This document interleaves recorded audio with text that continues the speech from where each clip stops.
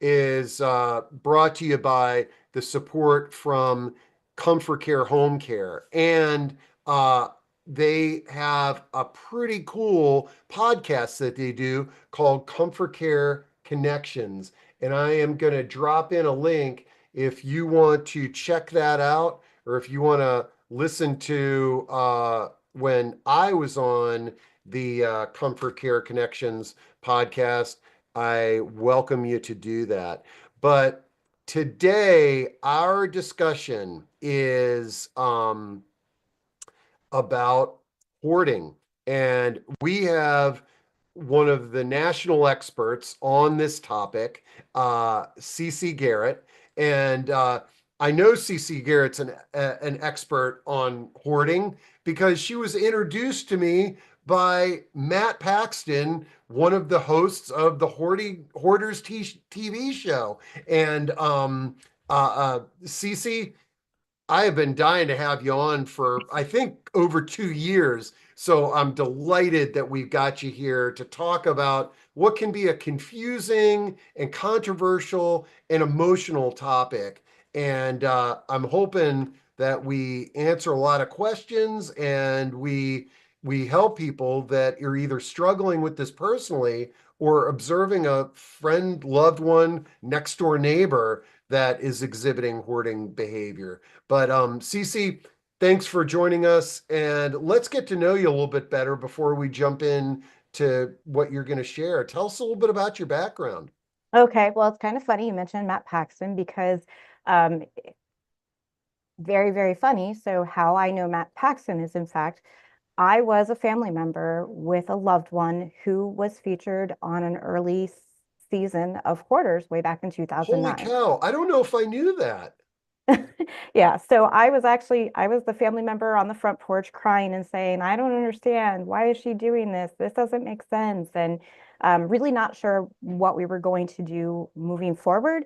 Had this awareness that I couldn't change my mom, I couldn't fix the problem. I was looking simply to be a help and to, in that process, post doing the show, cleaning out her home, actually having to move her across the country, really trying to understand how to keep things going. Had learned enough to know that simply cleaning out the house was not going to be enough. And my only experience in high school had been small scale attempts to clean out and fix things, which always ended disastrously. And so I just wanted to be not part of the problem, not necessarily part of the solution, because I recognized that wasn't on me. But I didn't want to be adding to the problem. And I want to be really clear here. If someone is listening and they're a family member, that's not to suggest that it's our fault. That's not it at all. Right? Like I didn't cause my mother's hoarding. However, what I was learning and what I've learned and how I help people now is to understand that there's things we do that, especially when we grow up in an environment with a parent who hoards, we accommodate or enable, depending on whether you're in a clinical term or a popular culture term. We are taught how to do these things because when we attempt to help, we get met with resistance, anger, frustration. I mean, if you've watched an episode 300 of Hoarders, you see this. Like when they're asked to get rid of things, they get upset. And so I learned that I could be part of making my mom upset, or I could be part of calming her and helping her figure out what she wanted, needed, could do.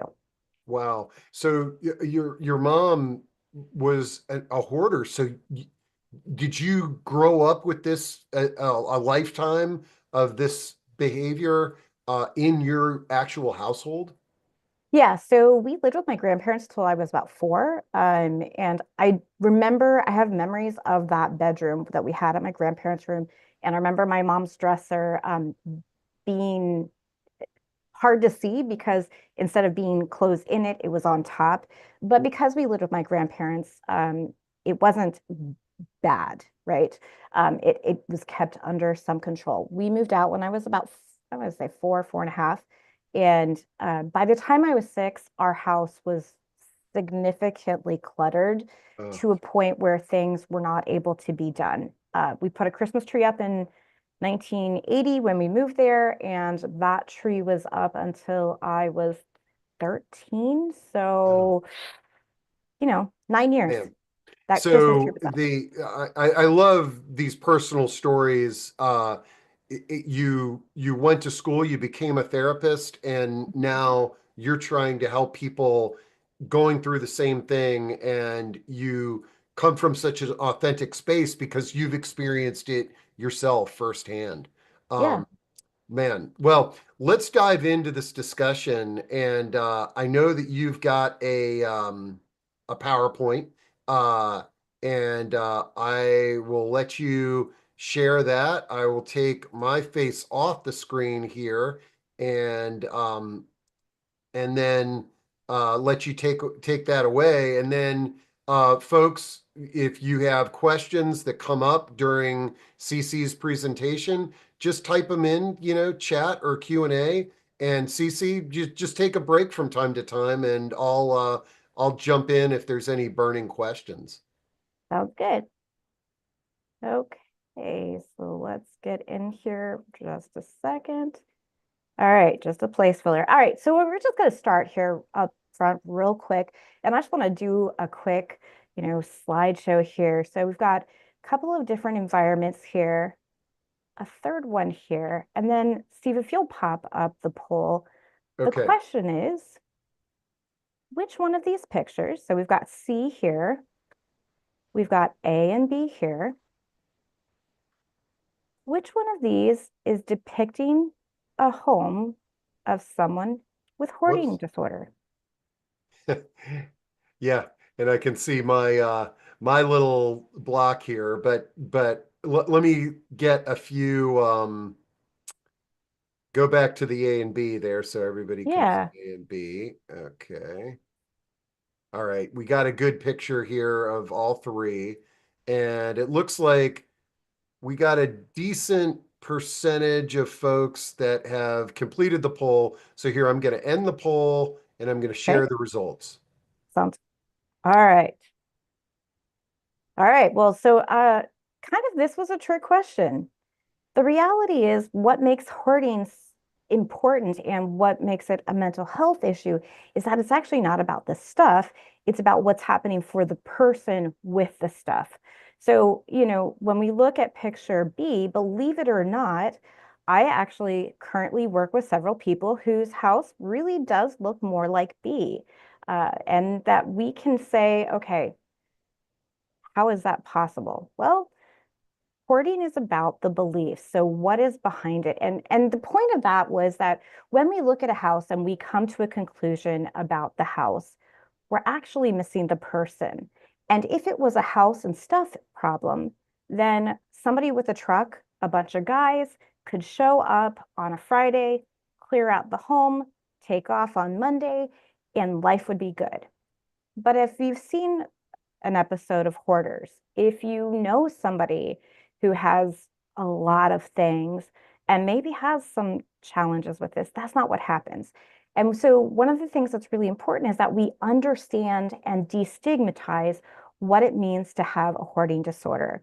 So, it's really interesting. Hoarding has come out of an OCD subset, but the stigma attached to hoarding is significantly more negative on all four aspects of what we call stigma. So, disdain, so disliking the person based on some quality, difference, we perceive them to be significantly different than us.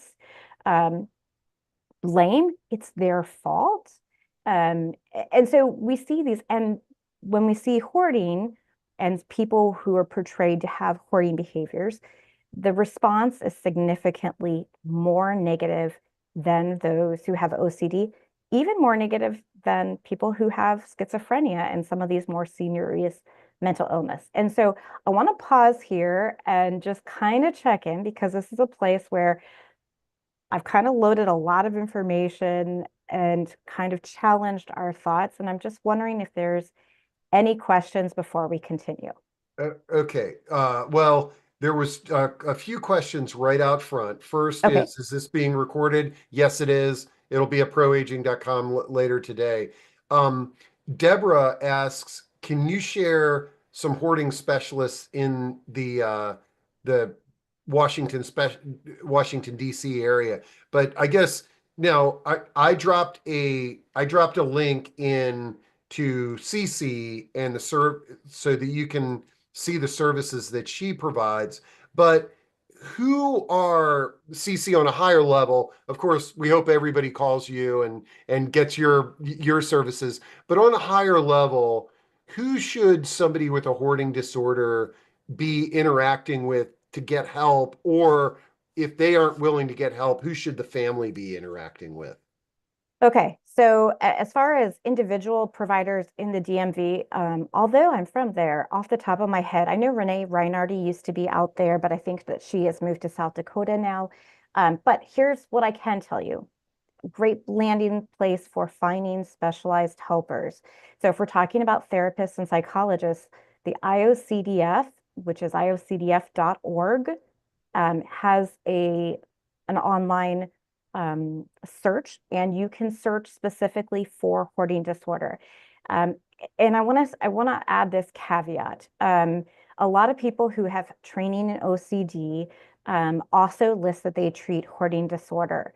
And you're going to find this if you jump onto Psychology Today. One of the more challenging pieces of what I do is clients come to me because somebody on Psychology Today has checked off a bunch of boxes and said, "Hey, I work with hoarding." And then the client is 6 months in and they're feeling very stigmatized, not seen, and broken. That the therapist has kind of said, "Just do this," and they're like, "I don't know what you're asking me to do. I can't." So when you go to these directories, IOCDF is a great one to find hoarding specific therapists.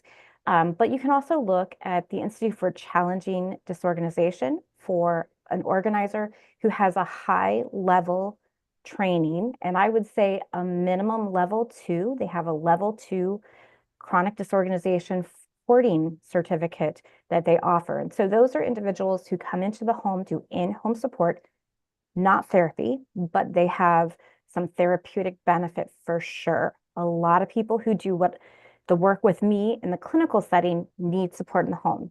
So ICD, Institute for Challenging Disorganization, is a great place to find additional resources.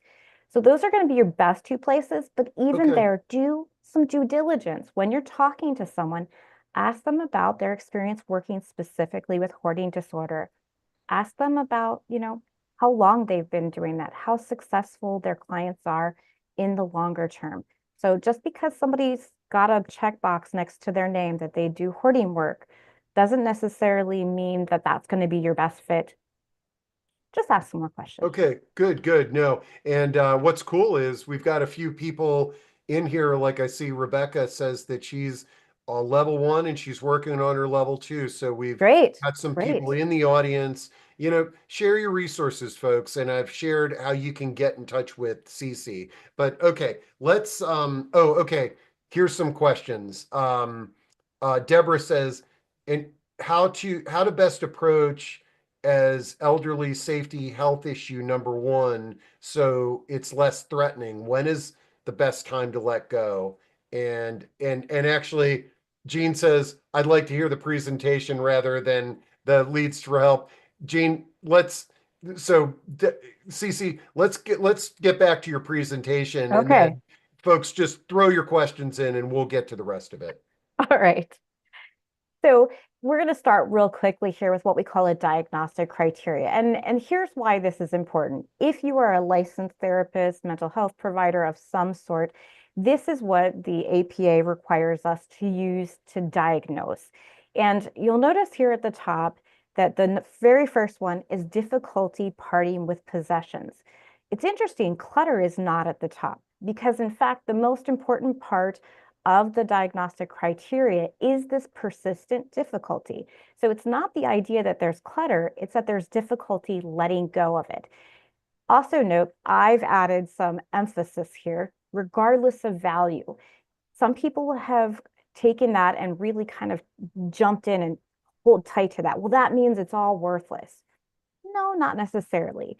What it means is that there may be things that are to most people, and that's a value judgment, right?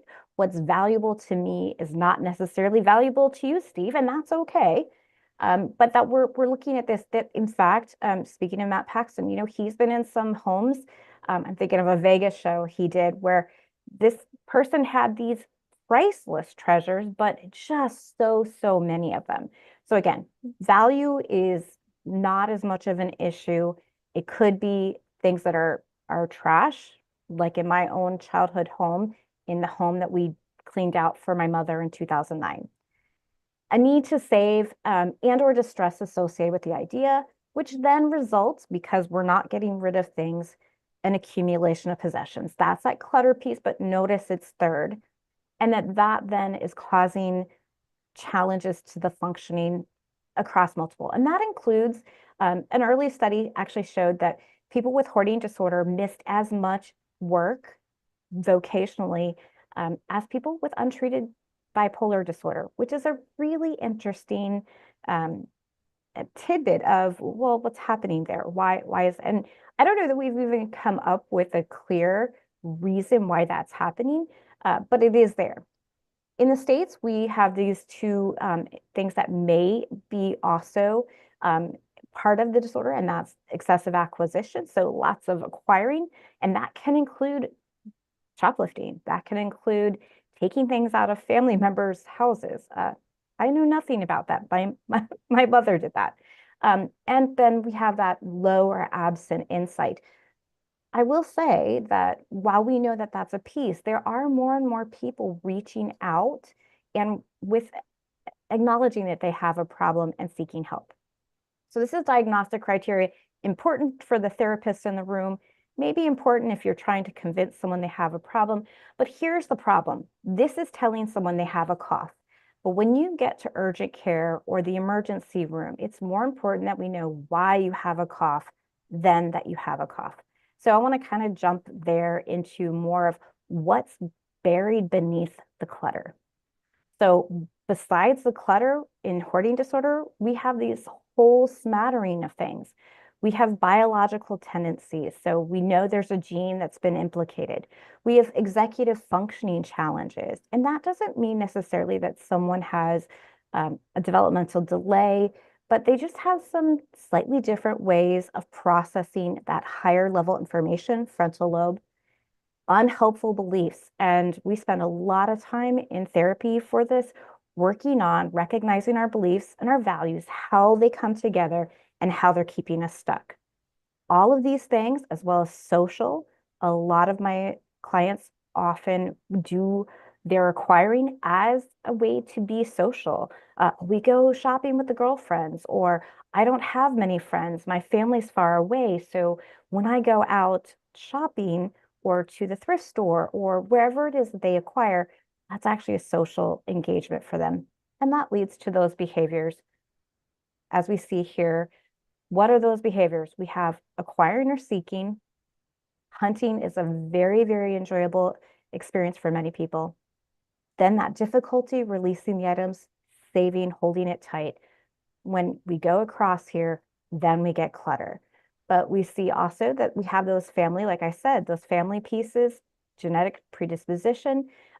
Although my mother had hoarding disorder, one study said that 1 in 8 first-degree relatives of somebody with a hoarding disorder was likely to also have hoarding disorder.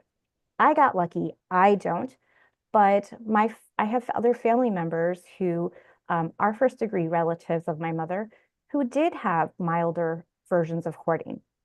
And again, that's over here is that executive functioning. So just some differences, ADHD, inattention, more complicated logical processing that's common in hoarding disorder. This is a big fat map.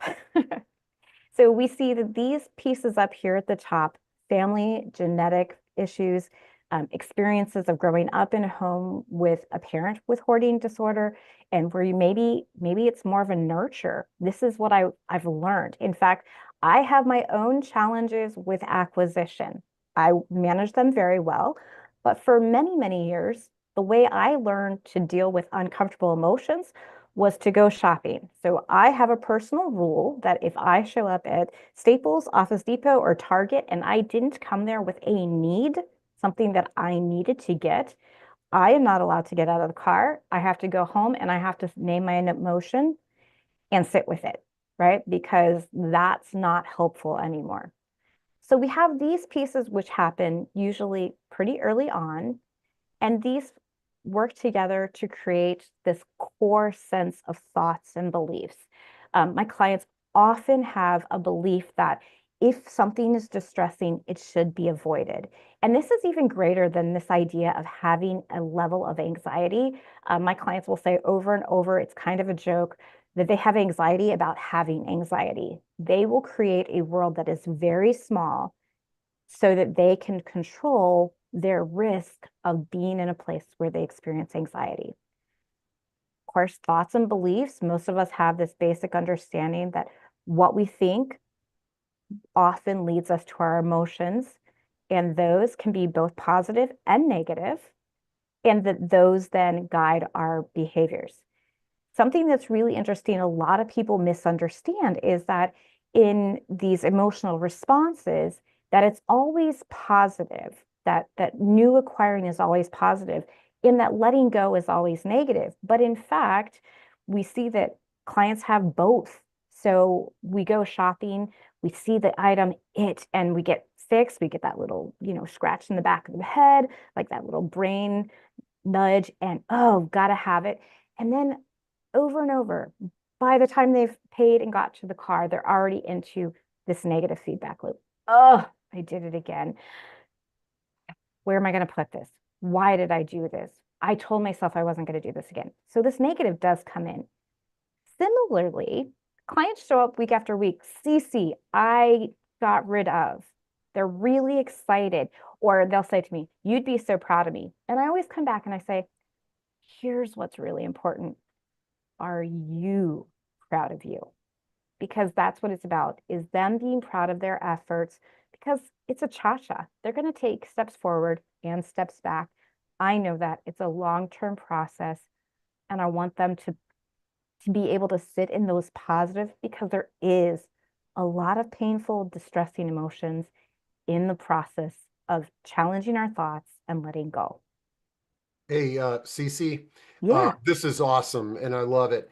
On your screen, oh wow, and is that the, that's it. I oh, wanted oh, I wanted great. to leave Well then, space for some okay, questions. well So, then stop sharing your screen okay. because uh there's some black boxes. I'm sure there's sort of like the chat box that were I was getting a bunch of messages from Okay. on. But okay, this is really good. And you basically sort of gave us a lot to think about. And I know you did because we got a lot of questions.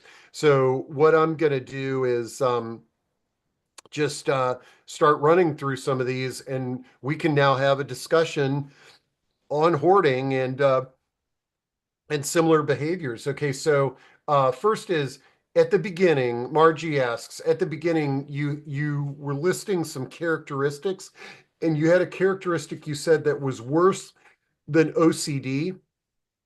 Oh, disdain. So disdain and difference. So disdain is this idea that this person is somehow less than. So when we're looking down on someone else. And so when we talk about people with hoarding disorder, there tends to be this stigmatizing, this person is somehow less than, like, uh, I'm just going to tell you what happens in my family. Um, and I will say this, I have a unique experience that my extended family absolutely supports and knows what I do. That's not typical in families where hoarding is present. Extended family shuts it down, as well as the initial family. So I'm in a very unique position. But I have an uncle who used to tell me he didn't understand why I wanted to help those people. And I was like, wow, those people are your sister and my mother. Hmm. And it's like, that's why I want to help those people, right? Yeah. So disdain is that one. Disdain, difference, shame, and guilt. Okay. All So right. Great. Okay. this is a good question from Adriana, and I imagine there's a handful of people on this call today that would love to have a conversation. It's like, what is the first step? How do you help a person? Like, so I got a bunch of calls today from people that can't make it that are like, I know somebody who I think is a hoarder. How can I help them? And Mm. so give us, I know it's a high level and everybody's different, but what are some of the things that we might be thinking about? Yeah, so I want to say first, and I know that this is very counterintuitive, protect your relationship. The reality is, again, while we see that some people lack insight, a lot of people actually have insight, but they have a lot of shame. And so when we really protect our relationship with them and lean into their concerns, what is happening for them, just in our conversations with them, where are they maybe having some of what we call change talk, where they're mentioning, I think of a client who was part of a workshop I did way back when. And over, she would come in and say, Cece, I really want to get back to painting. Cece, I really want to get back to painting. Cece, I really want to get back to painting.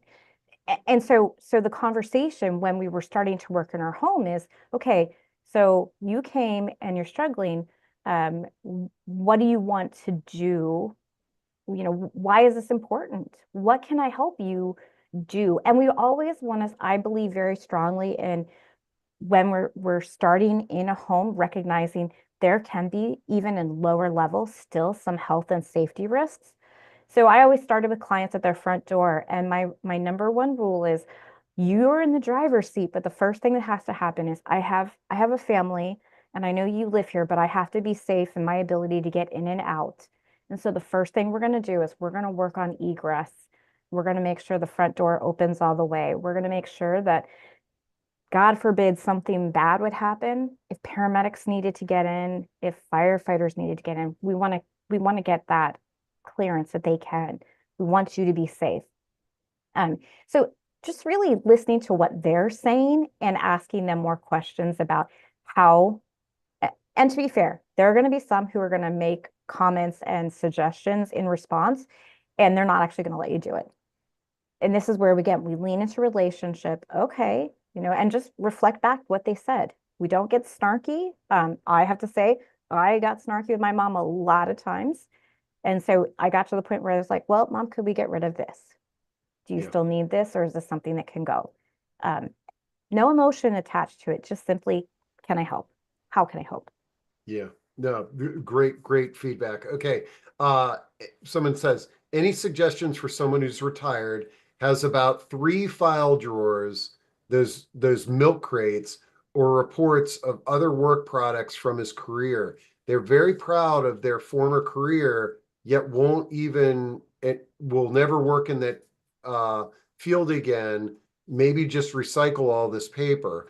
Um, Yeah, that's a hard one because that's not about the paper for that person. I mean, like, and that's what this all comes down to is it's not about the stuff. It's really about what the stuff means or their thoughts about the stuff. And so thinking specifically of a scenario like that, when someone has a product of something that they're super proud of, and we're asking them to get rid of it, I think of an artist. Like it's not art, but it is art. It's what they've created. And we all have kind of this desire that seems to be hardwired to create and to leave something of value. So before maybe getting rid of that, maybe we have a party to celebrate it. I actually have a client who very recently we were talking about some Tolkien items he has, and he said, CC, I absolutely love them and they absolutely don't fit in my life. And he's like, they need to go. And I said, hey, do you have any other friends who are really into Tolkien? He's like, yeah. It's like, why don't you have a Tolkien party before you let them go? Like, have a night, put the stuff out, talk about Lord of the Rings, whatever. And then you've already decided you're going to let it go. Let it go. So whatever it takes for them to celebrate their achievements and to also then maybe have some grieving. It's hard to let go of a season of life. We see a lot of that in aging is moving from being productive, having a job, to now being at home and needing to find purpose. So Yeah. maybe we have some grieving to do. No, and I have another question that says, any thoughts about the articles and the discussions on Swedish death cleaning?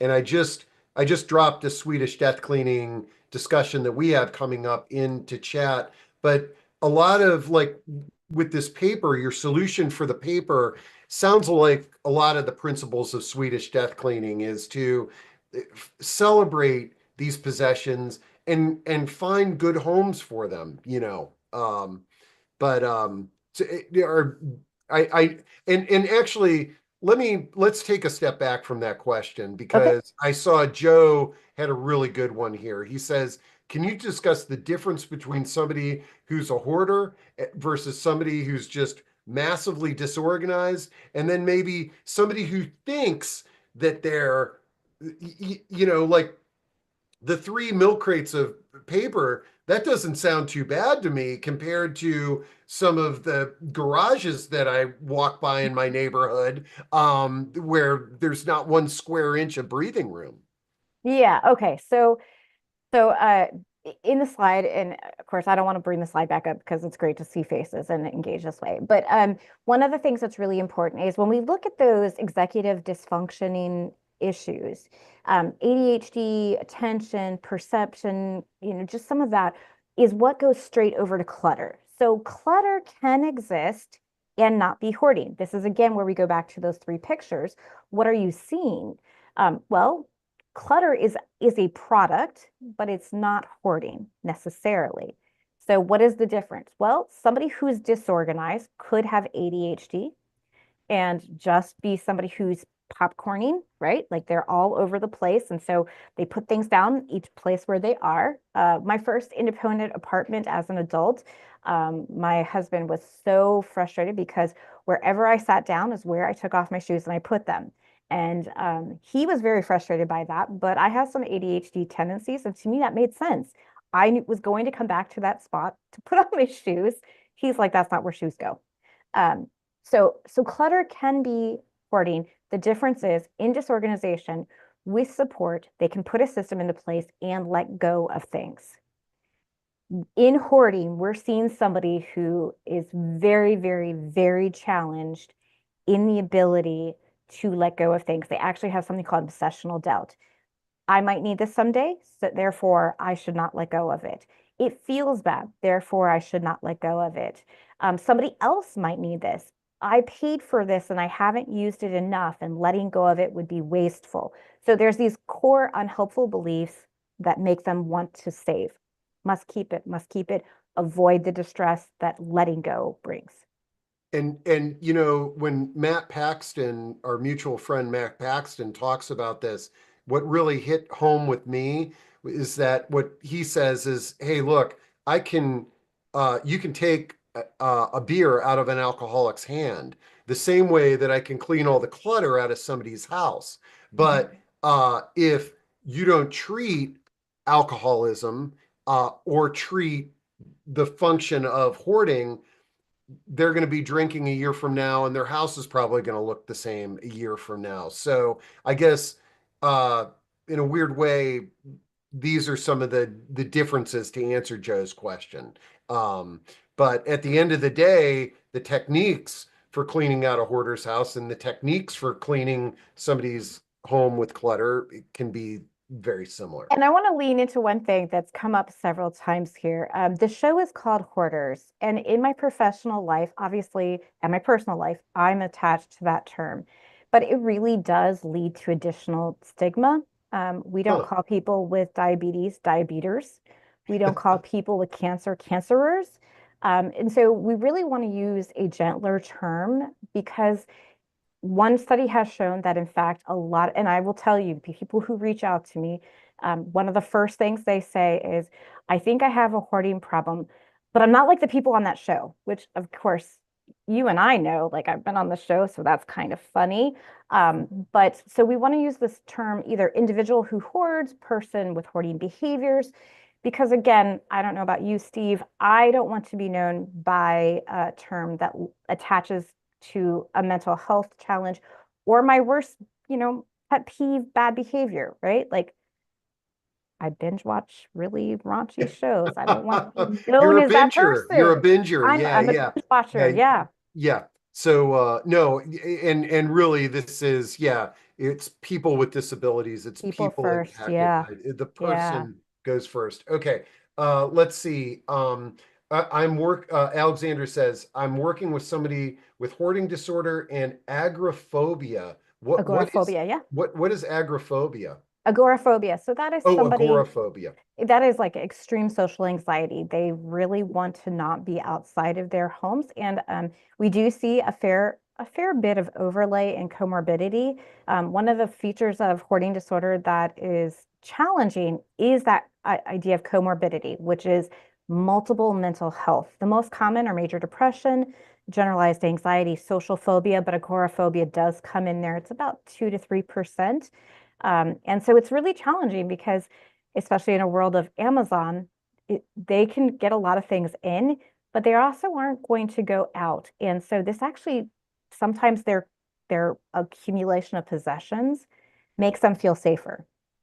Hmm. I have some clients who do ascribe to that, but I would say I have almost definitely more that don't. But that agoraphobia. So it's going to be helping them come to a place where they can have the tagline I use in my marketing is always creating safe, open spaces for what matters most. That does not mean having somebody into your home necessarily. But like my client who said over and over, Cece, I really want to paint. Cece, I really want to paint. Cool. You don't ever have to have anyone over, but let's get you the ability to paint again. Okay. So, and I guess this suggestion is it's it's the agoraphobia may be the first thing to get treatment for. Or how do you? Well, I would say, a good therapist can do both. Okay. We talk about CBT for hoarding disorder being the gold standard, and it's a manualized. I actually have done it so much now that I don't do it in the manualized form. I use all What the is elements. CBT? What is CBT? CBT, cognitive behavioral Oh, therapy. okay, got it. Okay. Yep. Um, Um, but I do a more free flow eclectic at this point. So that means that we can work pieces of dealing with the agoraphobia in as we do the work on the mindset, because there are some overlaps there. If you're surrounding yourself with possessions because they feel safer than being out in public with people, we can work on both of those things at the same time. okay, great. All right, folks, I'm burning through these questions here. Um, how how to handle the hoarding emotions evolved when having to downsize as a senior. We have to move her within weeks, and she insists on going through each piece of paper in her house for over 50 years and gets very angry and pushes back. Boy, that is a question that I seem to hear a lot of. We don't know if she's a person that's truly, you know, impacted by hoarding, but what are some suggestions? I've got some ideas, but Cece, what do you Okay. suggest in this Well, situation? so not in those screens, but one of the things that we do know is that individuals who have hoarding disorder are more likely to have emotional dysregulation. We see a fair bit of more significant reports of trauma than the general public in people. And so the question I have is this an attempt to control? And not in a bad way. Like, Steve, if I show up at your house tonight with a truck and say, "Hey, we're taking away 50% of this," and you don't really get to have a full say in this, Steve. You just have to make decisions really quick, which things are going to go. How much are you going to want to have me back next week, Steve? Hmm. Right? I mean, like, and we know that people who experience house fires and burglaries feel very traumatized. And so be aware, like, all of us have some attachment to our possessions. That said, um, where can we give, where can we give, I'm assuming this is a friend or a mom, where can we give her more power?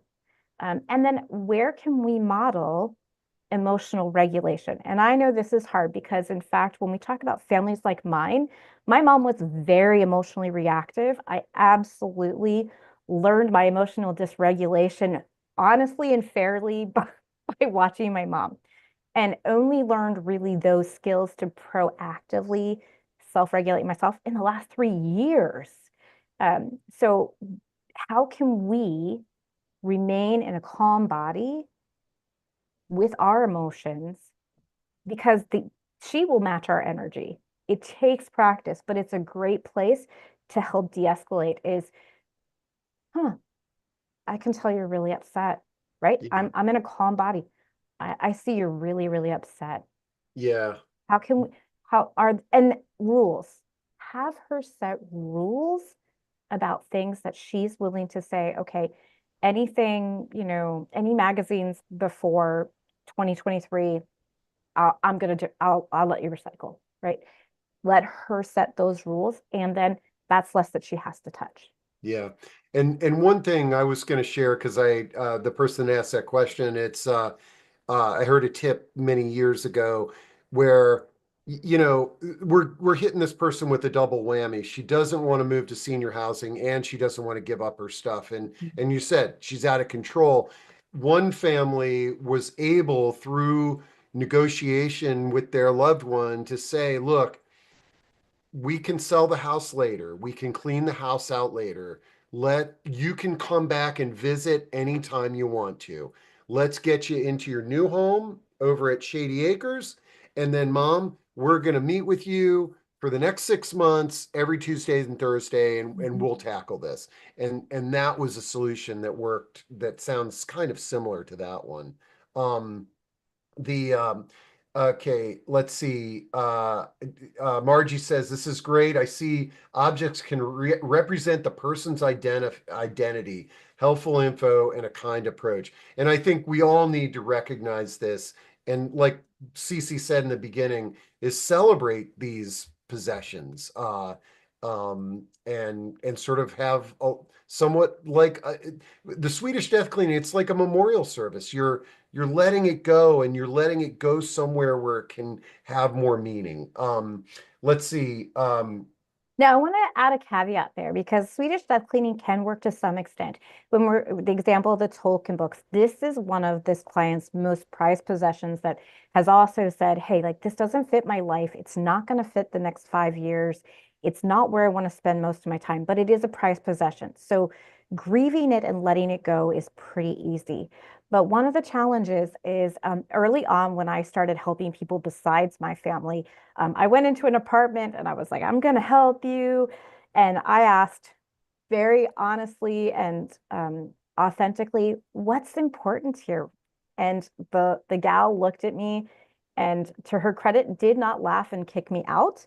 But if we're talking about hoarding, everything in the home is important. So this is where we come back to priorities, what matters most, and challenging. So if you're a family member asking someone to make the decision, we clear the shelf of the books and then we're putting the most important books back on. And when the shelf is full, any books that aren't there now have to be integrated in. So we only keep what fits on the shelf, but we're allowing them to say what's most important. We are not putting our values. We're simply saying, okay, this is the space we have for books. And so if somebody's really, my husband loves books, he wants more space for books. Well, then what are you willing to give up to protect that space? So it ends up being, again, helping them prioritize what's most important over everything that is important. Great, great. Okay, Reagan asks, you mentioned a genetic component. Could you elaborate on that a little bit? Okay, well, I'm not a geneticist, but I do know that Dr. Samuels over at Johns Hopkins University has gosh, I think it was 2008, there's a study there that they were able to implicate hoarding to one specific gene. And so that being said, like most other genetic predispositions, that doesn't mean that if you have that gene, you will end up having a hoarding disorder. It simply means that we see that that is very common in individuals who develop hoarding disorder. Um, I don't know that there's been a ton more information on that. So don't everybody run out and get 23andMe hoping to find Yeah. out if you have the genetic variation that's correlated. We do know, again, that there are several things that seem to be connected. genetically. And again, that family study, 1 in 8, right? So there's been a more recent study with twins, and where the identical twins having, and even non-identical twins, higher correlations. Okay. I see Alexandra has a great question that I'd love your feedback on as well. Is there ever a situation where you'd call Adult Protective Services? And it seems to me like I hear this an awful lot. It's like you're at a barbecue and somebody says, "Oh, there's a person who hoards in my neighborhood, and we've called the police, we've called APS, we can't get anything done." Like and your the personal experiences that you've been involved with, I imagine that there have been people calling police, APS, and things like this because it's an unsafe situation. How do you navigate all that? Yeah, so it's really interesting. So first of all, APS is state specific. And so in my state, Washington state, hoarding is considered self-neglect, and self-neglect is not a mandatory report. I will tell you in state of Washington, when APS sees my name on a report for self-neglect, it gets very quick response.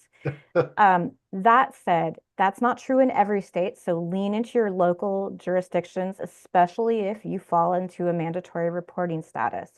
That also is state and region specific. Um, so here's the thing that's really interesting. I think there's this general misunderstanding about APS. When we look at CPS, we look at APS and we think, oh, these people are going to go in and they're going to force their way and they're going to APS does not legally have the right to force their way into somebody's home.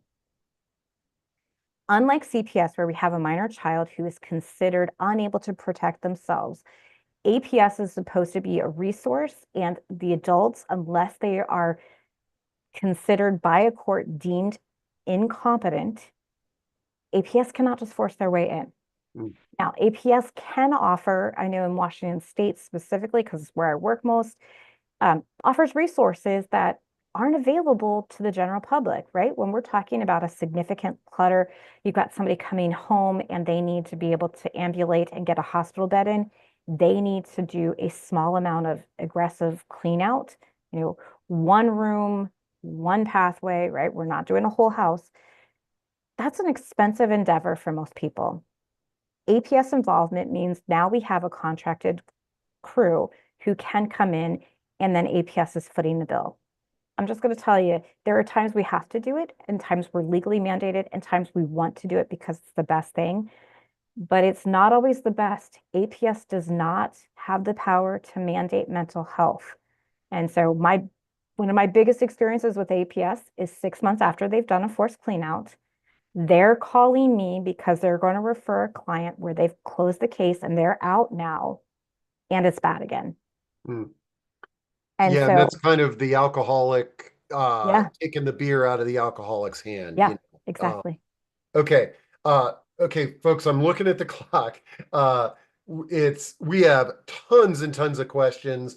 We got about 10 minutes to the top of the hour. Cece, can you hang on a little bit longer? I never go longer than an hour and 15 minutes. And let's see how many of these questions we can get through. And then those of you who need to jump off, the recording is going to be there, but this is a hot topic. Okay. Um, Okay, as a caregiver for a spouse with dementia for many years, our lives have been devolved into chaos. I feel like it will take years past his death for me to ever get out of it. Can you speak to this issue, this unwieldy life of a caregiver with no time or energy to deal with the mounting clutter? And she says, boxes of diapers, medical paperwork, etc., etc. Any words of wisdom that you could give to this person? And number one, whoever wrote that, they did it anonymously. Our heart goes out to you. I know this is a super challenging situation, but Yeah. dementia and clutter, hoarding, whatever you want to call it. Well, I mean, so there's an interesting caveat with dementia. So we've already established my mom had hoarding disorder, and I grew up with that. But as my mom aged, she also did develop dementia. And one of the things that became easier was when we had to get rid of things, it was easier to tell her that, she would actually recall things that we'd gotten rid of long before. And so there's some benefits in that. Now, there's also, depending on the dementia presentation, there may be more agitation. So this becomes harder. So here's my suggestion is first, give yourself a hug. Like this self hug actually is a way of self regulation. So if we sit here, you and I sit here for 3 minutes, our bodies are going to relax. We're going to stop perceiving threat.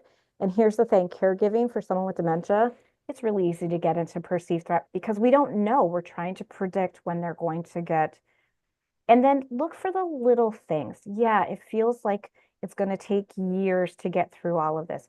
But what is one little thing you can do each time you're walking through the house? Is there some, maybe we're not going to sort through the papers, but maybe we can identify a place where papers are going. When I do papers with clients, we do not do files. We absolutely don't do files because I don't have a single, well, I probably have a single client.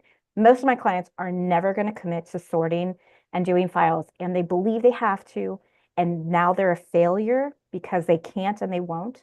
So we get a single box and we put important papers there because guess what? If they know where that single box is and they have to dig through a single box, cool. At least they know where that box is and where those papers are. It's going to take them 30 minutes to dig through that box versus 4 or 5 days trying to find important papers throughout the house. So find little things. It doesn't have to be a big donation truckload every week, but what little thing can you do? The other thing is if you're getting assistance, one of the things that was challenging, we got a lot of supplies for my mother through Medicaid at the end for incontinence, and they sent things that she never ever used. Find a local organization that will allow you to donate those to people who don't qualify for Medicaid, but don't feel obligated to keep them in your house just because they're sent. Okay. And Cece, we had a few questions about this. You have written a book, and the best part about it is it's free. It's called Parents Who Hoard Workbook, Things to Consider Before Choosing to Help or Not. Great, great title. I'm gonna drop this. I've dropped it a few times into chat, but I'm gonna drop the link into chat where folks can order that book free of charge. But tell us what can we get out of that book? Like what are some of the things that that book will help us with? Okay, well, so going back to 2009, my mom has this event. She starts sending cryptic emails. Then Saturday morning, I get a 4 a.m. call from a security company. So this is based off of my very painful experience navigating alone. What do you do when the crap hits the fan? And that's something that, especially those of us who are adult children who've grown up in this is kind of this anxiety that's pervasive and follows us as we leave. And here's the beautiful thing is that was a very hard season of my life. That Matt speaks kindly of me is amazing because I feel like he met me during one of the most messy, ugly parts of my life. I'm not necessarily proud of who I was in that season, but I've been able to turn something good out of that. You don't know until you're there the questions to ask. And so this book is building off of my personal experience as well as now my professional experience. I've been helping families for, oh gosh, 2000, it was like right after the show, 2010, 11. And so just kind of bringing all of that together and giving you questions. I'm not giving you answers. What I'm doing is I'm asking you questions to help you think it through and to think things through that you don't even know that you don't know to be thinking about. I love it. Okay, I'm gonna folks, just as a reminder, this is recorded. We're gonna get it through as many of these questions as we can. Um, let's see. How do we get our relative who's mentally assessed for self-neglect and hoarding? How do we get our how do we get our relative mentally assessed for self-neglect and hoarding? So you're observing somebody in your life exhibiting these behaviors. How do you get them assessed? That's difficult, especially if they're not going to leave the house and they're unwilling, right? Yeah, I mean, so here's the thing. one of the things that I've always found interesting in the research is when we do research with family members, and there's a fair bit of the research that really has focused on the family members and caregivers, is that it is less likely for a family member to misdiagnose and misrepresent their family member as having a hoarding issue than it is for a professional. And so I will just tell you, I heart senior living facilities with all of my heart. I've worked with many, many, many over the years, but I've also gone into quite a few where somebody has called, oh, we think Sally's got a hoarding issue. And I get there and Sally has functional decline. She's not hoarding. She just is no longer able to get over it. So what does it take to mentally to assess for hoarding? Well, family members can do that. The question is, where are we trying to go with this information? In the sense of, are we looking to get resources? The thing is to know that we're talking about the persistent difficulty letting go. So if your loved one has a history of not letting go of things. Now, we do know that there is a later onset subtype, it seems like, of hoarding disorder. So not always is it pervasive throughout the lifetime. Sometimes there seems to be a late midlife trauma trigger. Um, but most of the time it's been happening for a while. And then we're talking about these things where they say, I might need that someday. That I love. I don't want to get rid of that because it feels like I'd be getting rid of a good friend.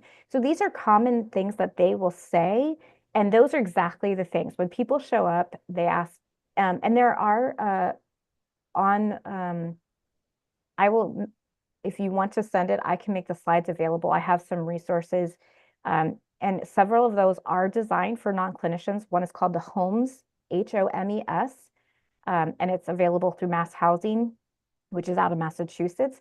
But it's designed for family members, non-clinicians, to be able to kind of evaluate what's happening in a home and risk factors. Um, and so there's many ways to do that. If we're looking to get them into help, the biggest thing is somebody who really knows how to work with hoarding disorder is going to be able to ask a couple of questions right off the bat. I can tell in a phone call in less than 3 minutes if somebody has hoarding disorder or not.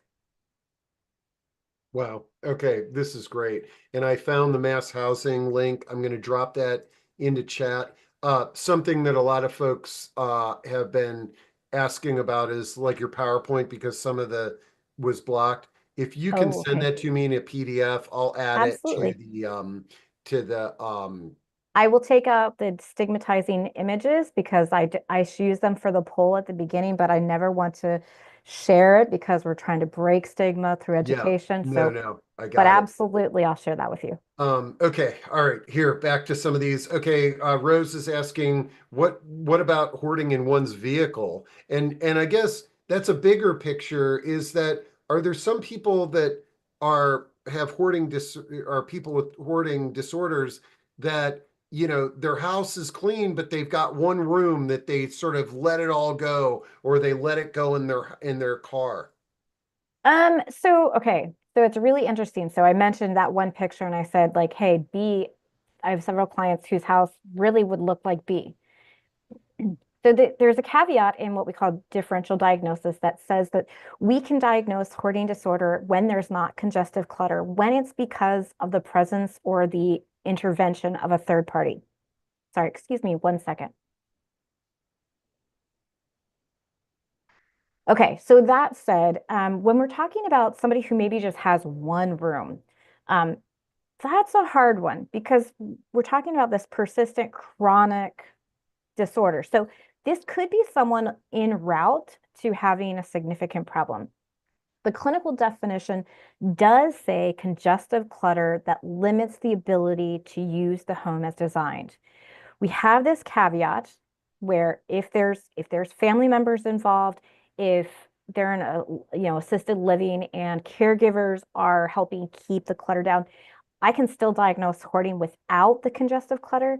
But somebody who is living alone, who only has one room, we're in a really big gray area of, hmm, is it going to change? I mean, that's the big function. Is it going to change? Ironically enough, having a garage, you were mentioning the garages, right?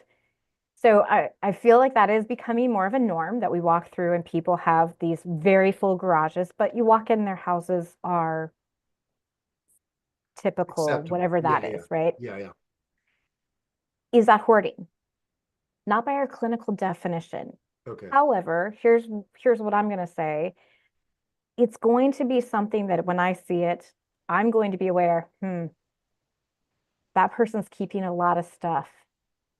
They're going to struggle when they have some sort of big stressor.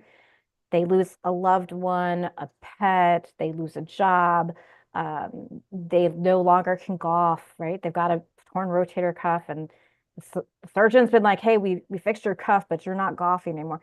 Are they then going to turn to more things and have an ability to let go? And and Matt talks about, we're all 5 decisions away from having this issue. And to some extent, it's going to depend on what the coping skills are, whether they'll be on that slippery slope. All right. Okay. We got 10 minutes and we'll try to get as much as we can. And then, Cece, this is a topic that we need to keep on exploring. And I don't know the best way to do it, but I definitely would like to get you or a panel member or other experts back on. Okay.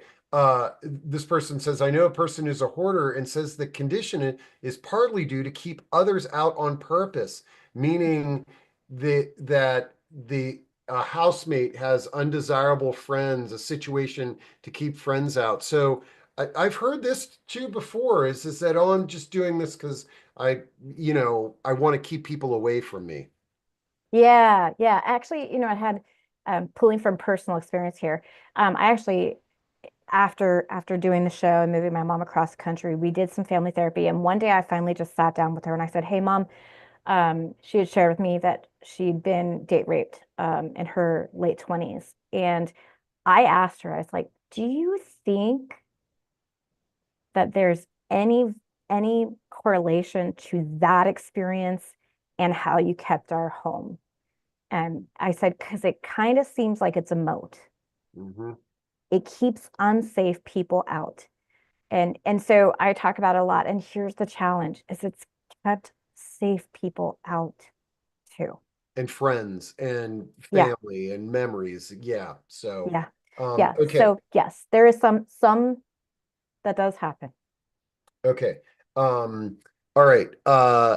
Okay. I'm putting the workbook back into chat. I Again, think we're gonna break my download mechanism today. I'm gonna that have would to be watch. great. So Yeah, we like doing that. Okay.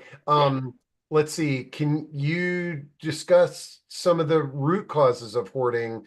Emotional, well, you just said, like your loved one is raped. It could be, he says, trauma, neglect, loneliness.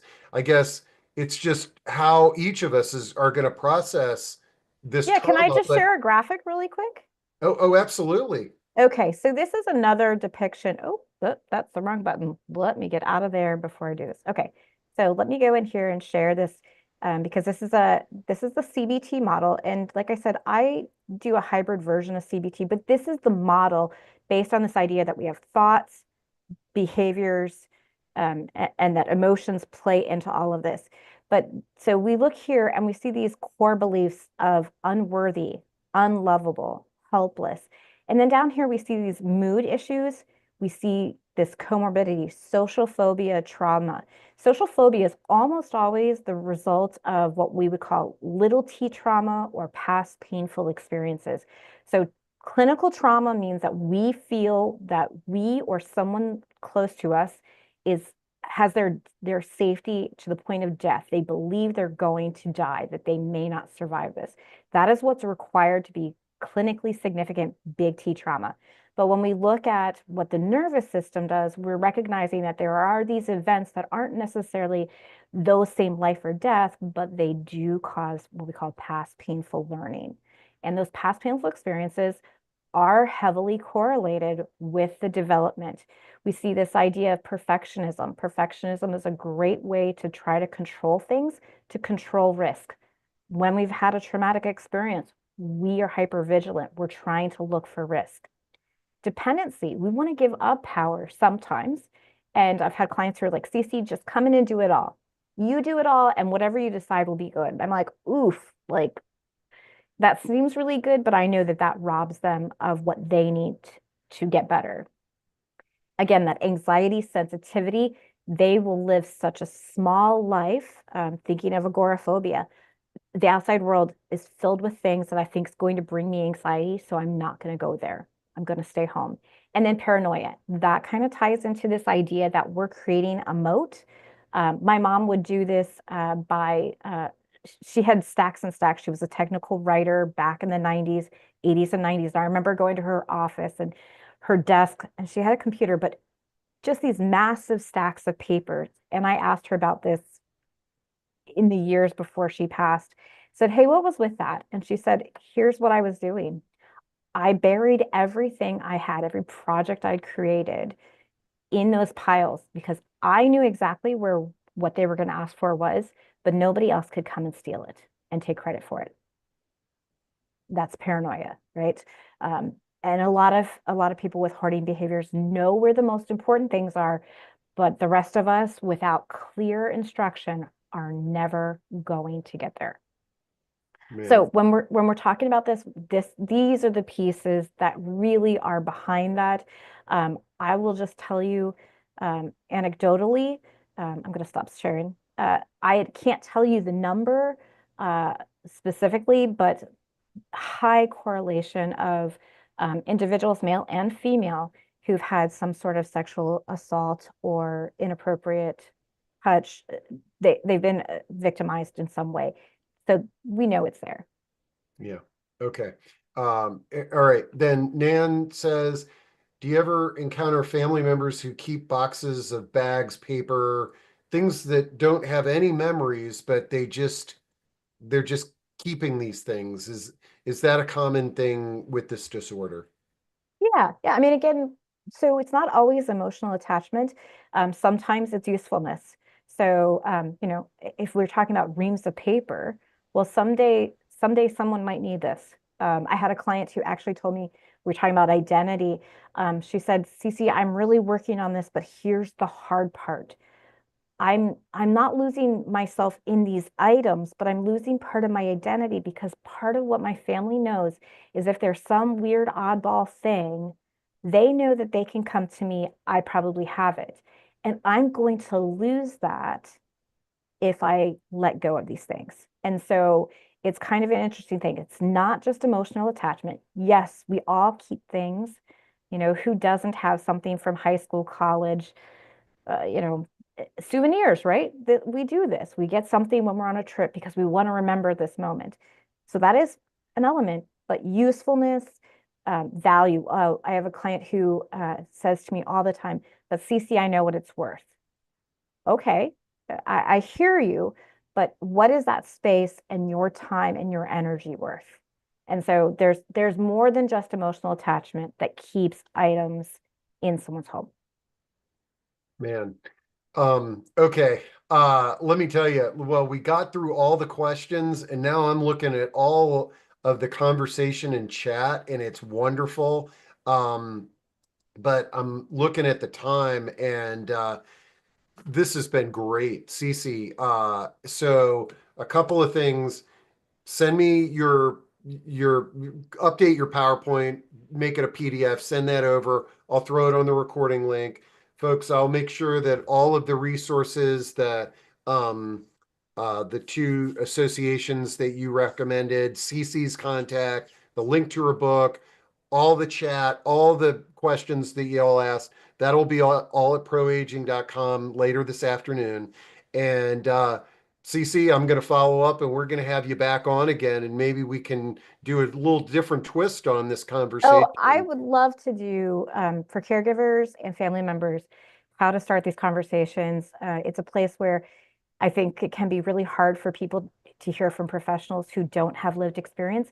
But I've had some really hard conversations with my own mother as well as with clients and feel I love helping people. My mom used to always say this about me. You can tell people to go to hell and they thank you for the directions. And so, but learning how to do that, there's a lot of skills that people don't teach that I'm happy to share with people. I love it. And somebody just, I saw it pop up. I think it's a brilliant idea. Do you lead or can you lead like a paid online support group for this on this topic? So right now I do have a monthly group. It's very small scale. So if you're interested, when you share my Penn site link, it is there and the dates through, I believe I scheduled through May already. I'm doing some traveling this summer, so I didn't get all of those dates in there. But so that again is a small scale because we want to protect the ability for people to engage. That is specifically for adult children who have a parent who hoards or had a parent who hoards. Um, in the future, maybe. Okay, well, yeah, I mean, one of the things that I found, like a lot of times we'll have, for example, we read this book and we're having the book club, right? We talked to the author of this book and now we're having a book club. And I can see some of our discussions, just our community alone, maybe, doing some kind of support group that you're leading could be an interesting approach. Anyways, I dropped that link in there, folks. Reach out to Cece if you got questions in this area, and we really appreciate you being here, Cece. But man, how about our community? Like the Oh questions that yeah, they it's been ask, great. it always surprises me. There's so many things that they're sharing and so many insights that I wouldn't have thought about when we got on this call. This is great. Okay, everybody, have a great day, and we'll see you at the next one of these.